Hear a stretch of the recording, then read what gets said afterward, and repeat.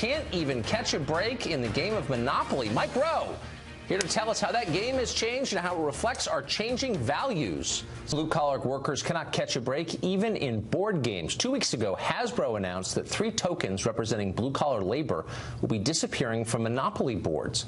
The wheelbarrow, the boot, and the thimble are out. They're replaced by a T-Rex, a penguin, and a rubber ducky. Mike Rowe is the former host of Dirty Jobs. He says he's, quote, deeply dismayed that honest labor is being denigrated in this country. To help fix that, he's launching a new scholarship venture to promote work that is not done in a cubicle. He joins us now. Hey, Mike.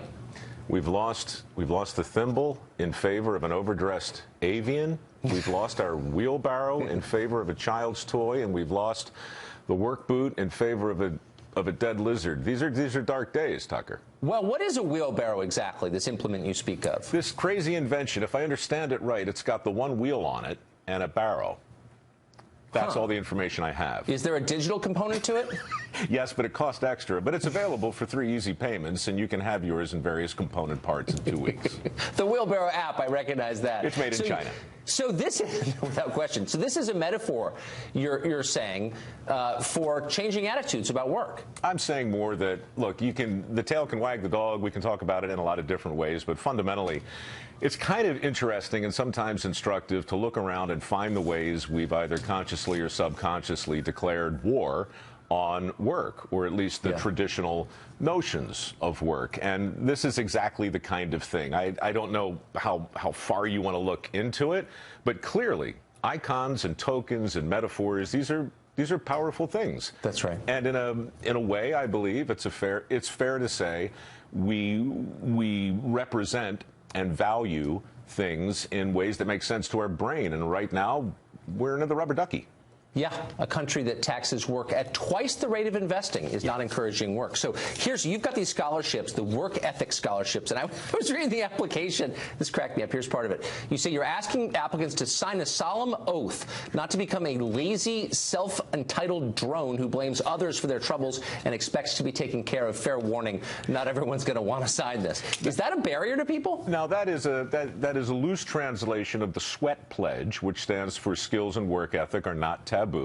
And the SWEAT pledge is, in fact, one of several things you have to agree to for a work ethic scholarship. And yes, the fact that we ask people to make an affirmative case for themselves, both in videotape and essay form, and the signing the SWEAT pledge and a few other things, makes it very difficult to give away $500,000, which is something we do every year at the foundation. And it's part of the reason I wanted to come on your show, because the money's there. And for people who want to learn a skill for a job that's actually in demand, it's something that you should know about it. And we've talked about it before, 5.6 million jobs available right now, most of which don't require a 4-year degree. And for whatever reason, people are not enthused by their existence. We're trying to remedy that. So you've made a living listening to people who don't get a hearing on the coasts. And it always raises in me, like, the question of, like, what do we know about the rest of the country if you live on the coast? There was this massive fire in the middle. Thousands of square miles of land in Kansas and Oklahoma went up in flames. I didn't see that covered really anywhere. Did you? I didn't either, except on my Facebook page, where about 20,000 people asked me to please post about it. These are farmers in Texas and in Oklahoma and in parts of Colorado and Kansas that have literally spent most of last week shooting their cattle that have been maimed in these terrible fires. It's literally the Katrina of the high plains. And I learned about it from ranchers on my Facebook page, coincidentally on National Agriculture Day. And I posted about it. I just posted an old Paul Harvey used to do a show, as you know, the rest of the story, but he also had a short essay called God Made a Farmer. And I just posted that on the page with a couple paragraphs saying, look, these people, their backs are against the wall right now, and I don't think the country gets it. And that thing was shared 175,000 times. It just makes me think, what aren't we connected to? And I think the answer, once again, is a whole lot of stuff in the middle. Yeah, like a lot of people dying of opioid ODs, and we're not paying any attention at all. You've got a podcast. Is it up already? Where can we find it? So what is it? It's called The Way I Heard It, and I spent most of last year just seeing if anybody cared about short stories written in that Paul Harvey kind of mystery way, and 50 million people have apparently downloaded or viewed the thing. So important people have called and said you should do more. So we're doing more at micro.com/podcast, I guess. God, I just shamelessly plugged that right on your show, dude. I'm sorry.